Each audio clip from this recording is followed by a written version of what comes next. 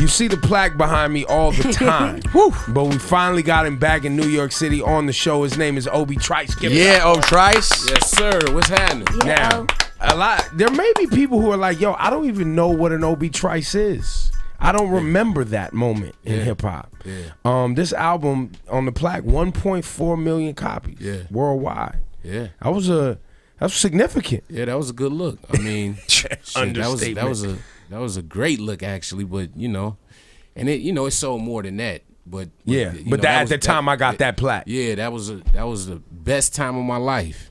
Cheers. Wow. You know what I mean? That was just a great time of my life. And you was a heavy drinker at that time. Yeah, I still drink.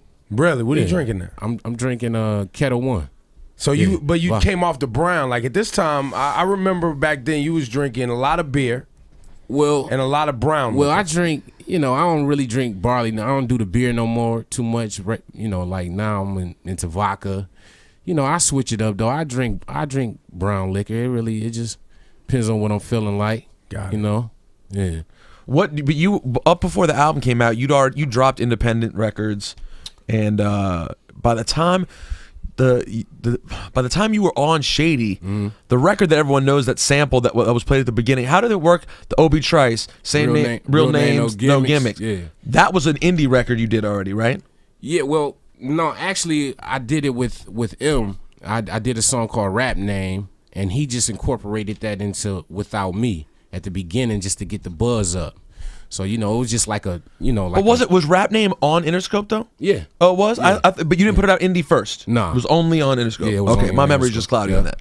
So that was always so random that he played the beginning of the song on his big single Without Me. Yeah. I don't even know if that's ever been done otherwise. Yeah, that was crazy. I mean, that was dumb. That was the greatest promotion a brother could get. You know what I'm like saying? He just put your name on the beginning of the record. Right. And in the process though, I was doing mix, I was on D12's albums. So, they was setting up my thing to come. So, that was just, I was next. So he hooked, they did that like that. It was.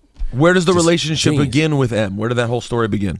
I put out some independent work. And I got distribution through like Land Speed and the Vinyl Days. Yep, of course. That's what I remember. Is the Land Speed Fat Beats Days. Exactly. Yeah. And he heard the record, and he was overseas, and he came back to the crib. He came back to the D and was like, "We got to get this guy." And so you guys didn't have a relationship from before that, from the Chop Shop or anything. It was no. Nah, I didn't know those guys. That wasn't your scene. No. Well, I used to go up there to rap, but I didn't know them. I wasn't in that clique. Yeah. So he really just came from him hearing that you were a dope MC and hearing your music, and you were in Detroit, and he just reached out. Right. They played it overseas. He was like in Europe, and he was like, he from Detroit? And Paul Rosen, Paul of course came back to the city and found me, How's your relationship with M right now? Well, I haven't seen him in a minute, but he flew me out probably, what was that, like a year and a half ago? About a year ago when he had this little watch concert out here. Yeah, what was that? The G-Shock concert. He had the G-Shock concert.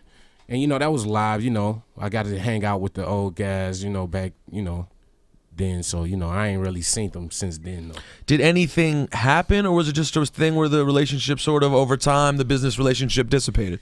I don't think Jimmy Iovine really cared for me. You know what I mean?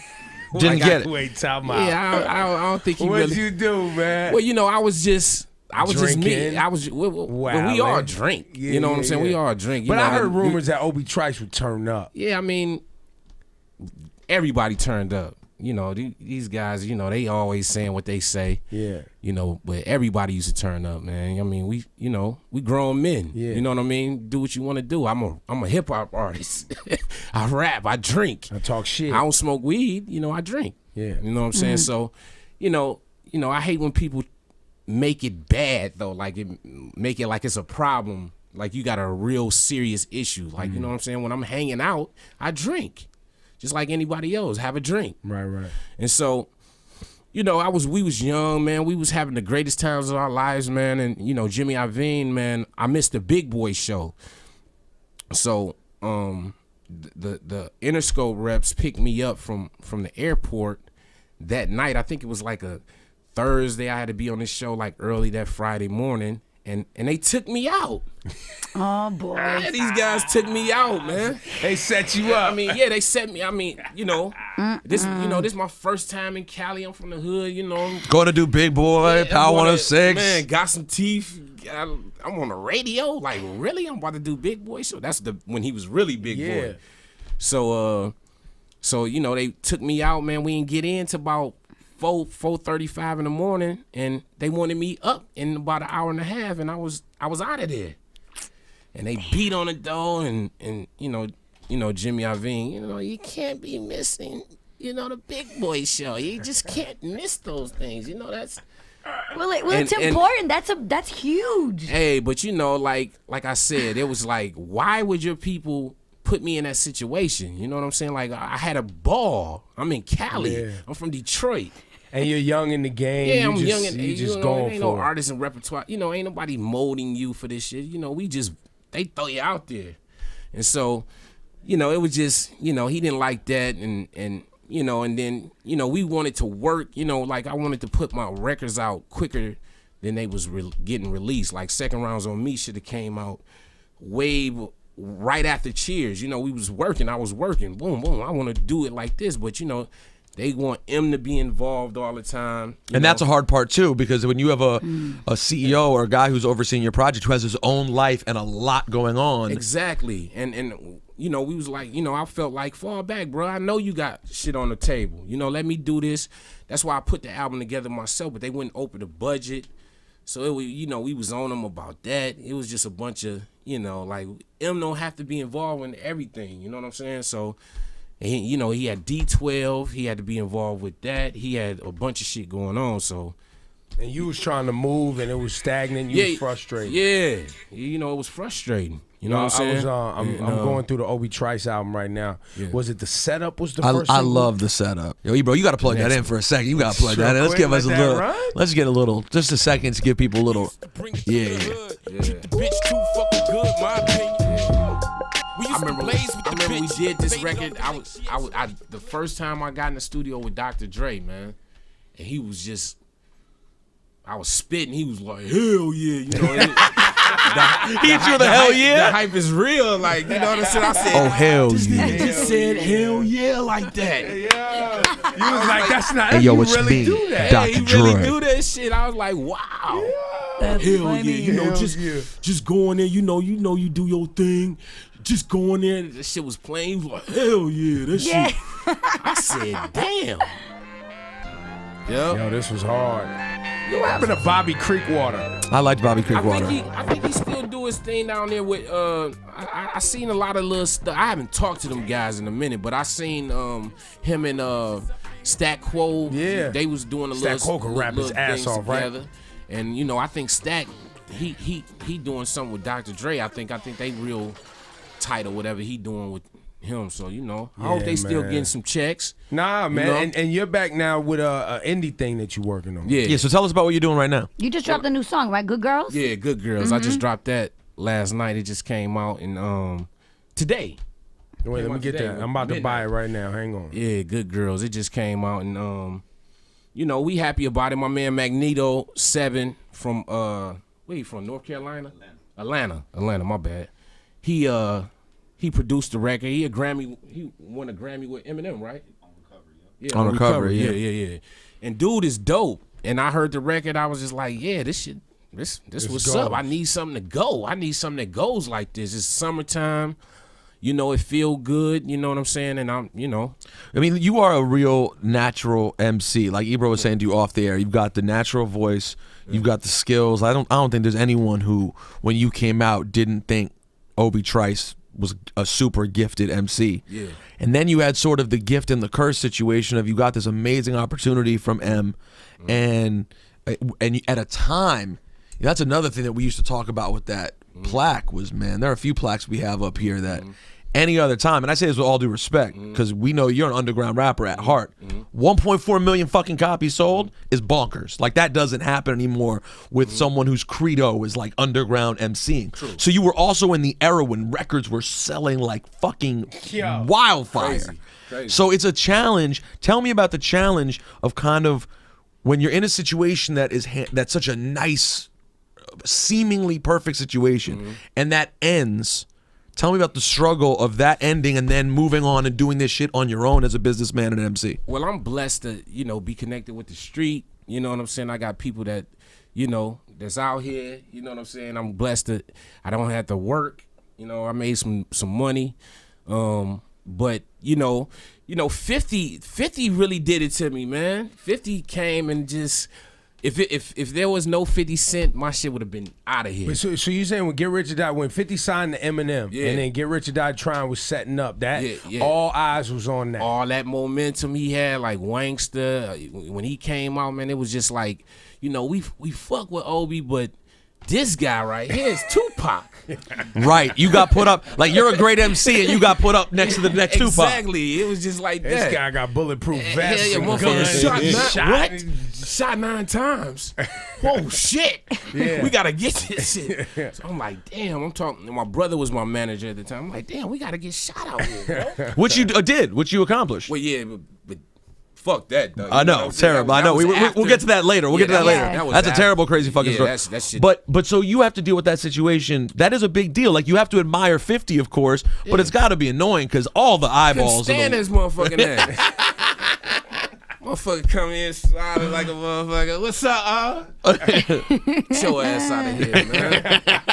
Get your ass out of here. Sold like 10 million or whatever he sold with the first time. He was killing the game. We was blessed to, work with him. We did some concerts with him. You know what I'm saying? We had a great time with him. You know what I'm saying? I mean, it was just, man, we ran the game in the early. It was just early crazy. 2000s was crazy. Late 90s, that shit early was 2000s. that shit was crazy for me, man. So you said though you're taken care of. You don't have to worry about things financially, and things of that nature. But still, I mean, I do, but I'm straight. You know what I'm saying? I mean, I don't have to get a job. You know what I'm saying? Some dudes have to get jobs. Absolutely. You know what I'm saying? So, that's I'm blessed to my daughter. She's 16. She about to graduate from high school. I got an 8-year-old daughter that just moved to Atlanta.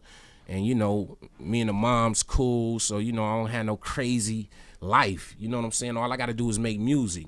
And I just need to get with the plugs. You know what I'm saying? These cats, it's hard to get, Big Sean, he from the D. I'm like, dude, I'm the first African-American to go platinum hip-hop artist in Detroit, solo. Do you have a relationship with him? No, I don't. At all? I spoke to him at the G-Shock concert, and I'm like, dog, throw me on one of the motherfucking records. Let me get a verse real quick. What about like Dej Love? I don't know her either, but I'm connected. That's a fit that sounds kind of cool. Yeah, I'm connected with people that know her though. Like the producers that did a lot of some tracks on this new album.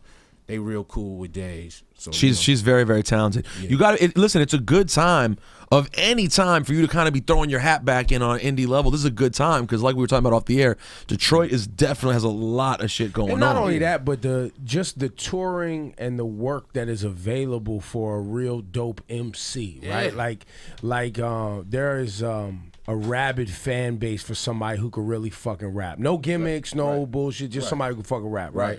You can go out here, you could do 20 dates. Do some tours, open up, work the scene, do your whole shit.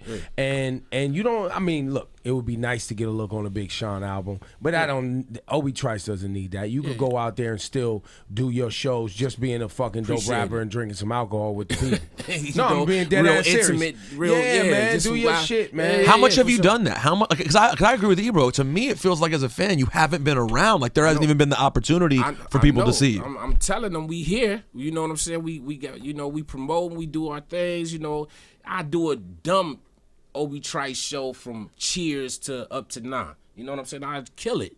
But, it's just... It's a relationship. It's a relationship. And also, and I'll tell you the other trick too, is management, right? Like, those manager relationships. Because some of the tours, that have Live Nation or whoever behind it, or they're working the Fader Fort or the whatever. It's about those relationships to get in there. And look, we'll open up. We don't need no bread. Just put us up. We're going to slang some T-shirts and we good to go. Exactly. Like, you know what I mean? You got to start really putting that work back in. Exactly. And we ready to do that. We've been willing to do that. Like I tour, I do Australia. We go to do a whole Canadian run. I ain't been to Africa. I want to go to Africa. I've never been. That's the only place in this world I haven't been. And I hear we can get that popping. We trying to get that popping over there. I know, you know, it really ain't about getting rich as hell.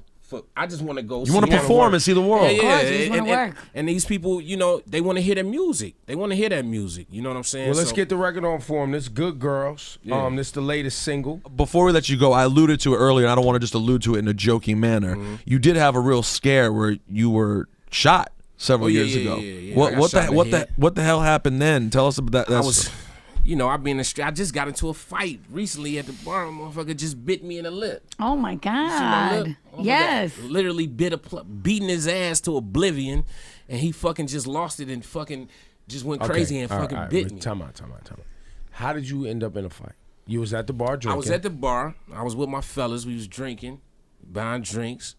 The barmaid, the lady, she was. I said, we want another round. Give us another round. Second round's on me. Second round's on me. Get another round for us. Good plug. Sorry. And she was like, when I'm finished talking to my friends, I'm gonna come and serve you. What kind of bar was this? It was a dive bar? It was a little dive bar. It was just a straight bar, like just a regular bar. And so I was like, Where was it at? Where? It was in Detroit. Like, you know what I'm saying? So I'm like, we want to drink now. You know, you're not serving them. We want drinks now. So she was like, when I'm done talking to my friends, I'm gonna come and serve you. So I was like, what?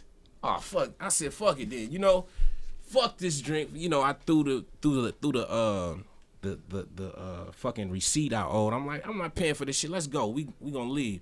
I'm calling the police. So dude jumped up like, what the fuck? He was with his girlfriend. What's your problem? Like, huh? Turned around. Well, this is hold on. He wasn't involved. He just jumped in. Yeah, he just jumped in. Terrible. I'm not saying anyone here's in the right or the wrong, but that's a terrible decision that I would never make. I would have been like, these guys are But crazy. is this the friends that she was talking to? Yeah, the friend that Okay. she was they talking was to. friends. Yeah, they was Okay. friends. He was with his lady too. So Okay. each other like, what's your fucking problem?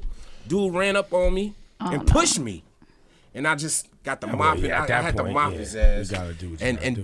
dude, he like lift during the fight, and I'm like, I'm like, dude, when you see your homeboy whoop somebody ass, don't let the fight go on for fucking 5-10 minutes. You know what I'm saying? Get your boy off.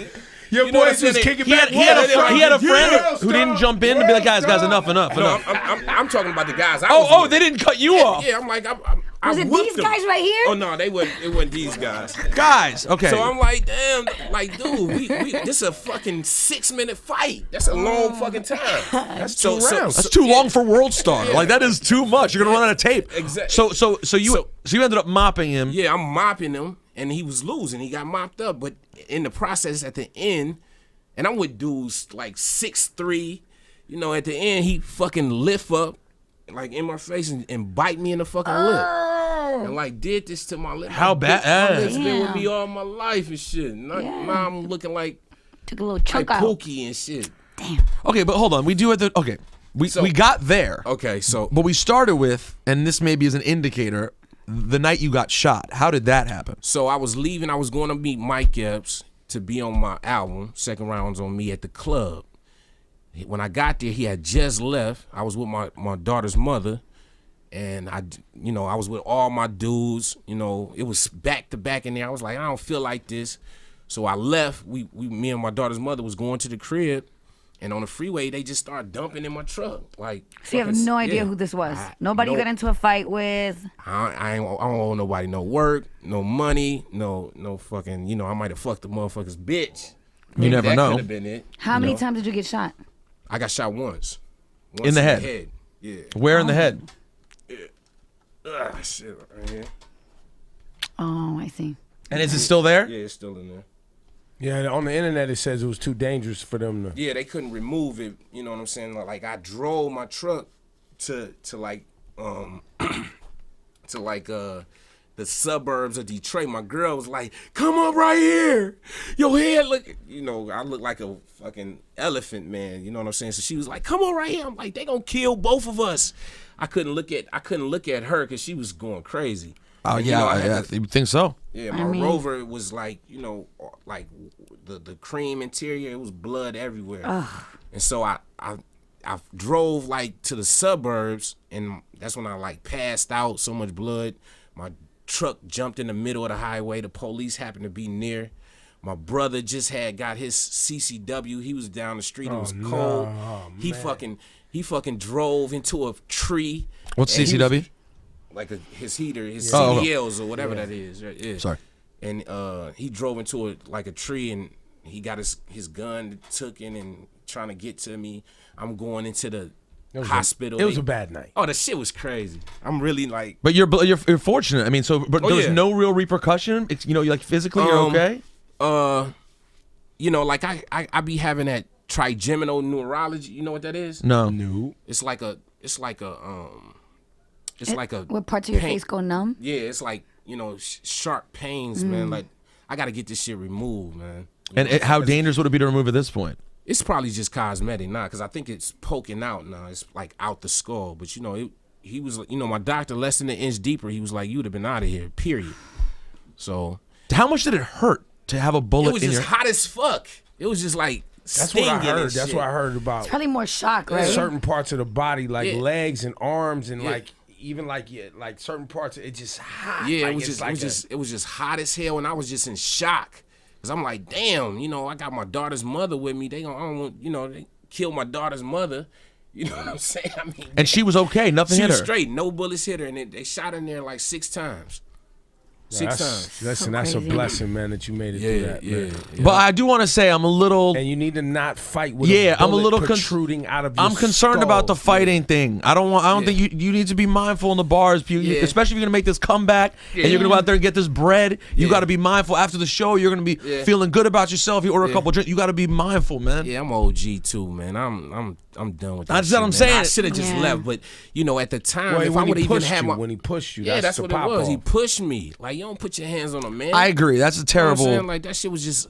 But I could argue that when she was being annoying or a terrible bartender, you could have just been like, all right, you know what, guys? This sucks. Let's leave. Like that? Not throwing anything.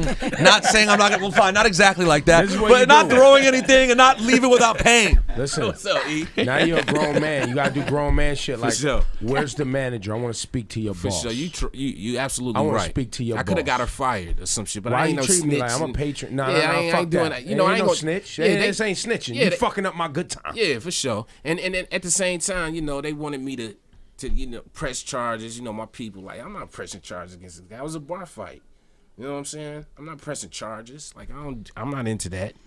You know what I'm saying? But Bar fights if happen. I would have had my, like, they don't search you at this place. So if I would have had my thing No, on no, me, no. Nah, That's fine. just gonna make things Let's worse. just play no, the You song. need that. it might have been worse. Let's just play Good the point. song. And I've been in jail right now like this. God damn it. And Over in this jail. punk ass lip. And you wouldn't be doing this interview promoting this single. So let's play the song. Exactly. Let's focus on this because this Obie shit sounds dope. Trice, ladies and gentlemen. We in Give it here. up for him. Rooting for you, up Obie. in here. Thank you, man. Graduated, U of M, summa cum laude, few of them. Just had a first IUD, ain't tryna have birth by OBT. Louis bag, biggest shit, rural area, Bo Ricks. Nigga need a cut, nigga need to get trimmed up. She so proper with it, lingo look different when I say let's hit that stove. She pronounced them words like she worked for white people. Good girl, like to have that.